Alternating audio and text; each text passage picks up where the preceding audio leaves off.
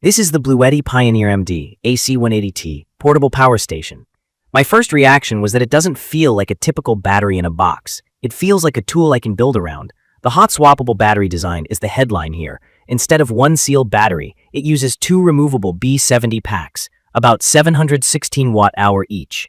Pop them in from the top, and the whole thing clicks together with a solid mechanical latch. With both batteries installed, I get roughly 1,432 watt-hours to work with. A pure sine wave inverter for clean 120 volts AC, 1,800 watts continuous output with 3,600 watts surge and up to 4 AC outlets ready to go.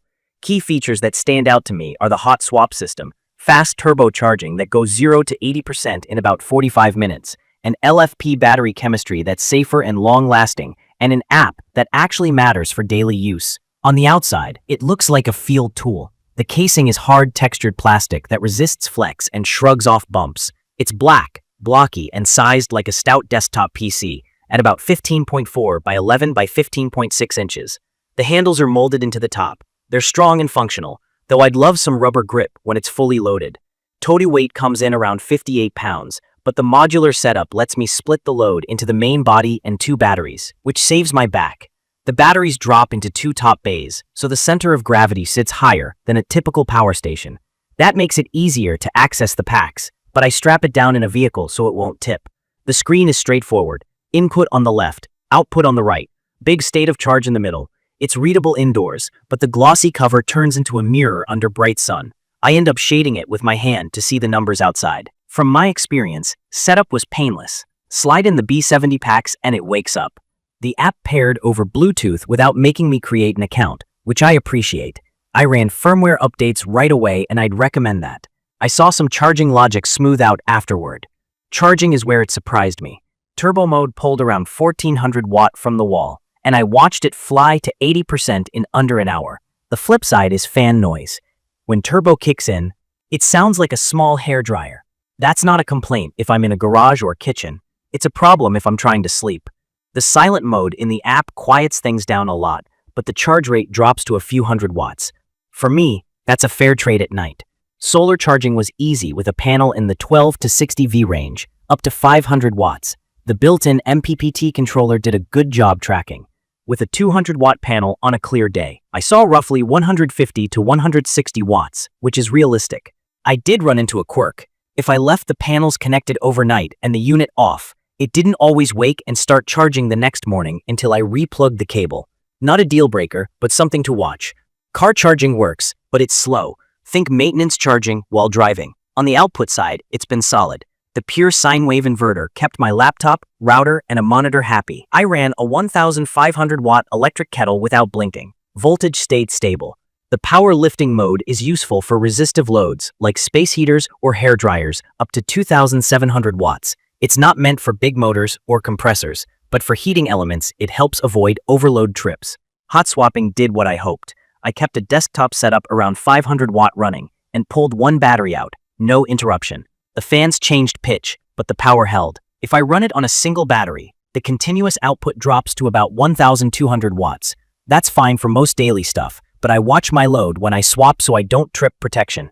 I learned one hard lesson at home. I bought this for storm season to keep a sump pump alive. I left the pump plugged in and the AC180T on. I came back to a wet basement. The default eco mode shuts the inverter off after a few hours of low load to save power. A sump pump sits idle most of the time, so the unit shut down and the pump never came back on. That's on me for not checking settings, but it's worth saying clearly. If you need always-on backup for intermittent loads, disable eco mode or use pass-through with the unit powered and monitored in the app. Out in the field, it did what I needed. I took it camping with my mom to cover a CPAP overnight and coffee in the morning. It sipped power through the night, around 40 to 50 watts for the CPAP, and the coffee maker was easy. During the day, I recharged with two portable panels and hit 100% by late afternoon if I chased the sun. Carrying it across a long campsite isn't fun, but pulling the batteries first made it manageable. In the van, pairing it with BLUETTI's multi-cooler made a lot of sense. One B70 sat in the fridge, the other charged in the AC180T. At night, I swapped packs. That rhythm meant I didn't have to dedicate the whole power station to refrigeration. The only real pain in a van is the fan profile.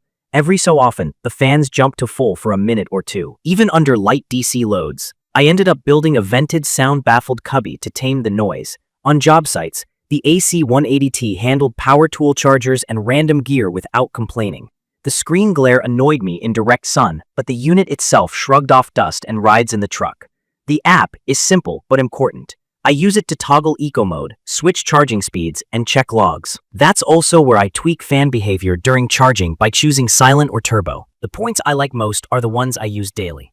The hot-swappable batteries change how I think about runtime. If I have extra B70 packs charged, I'm never truly out of power. I just rotate. The fast AC charging means I can top off during a lunch stop.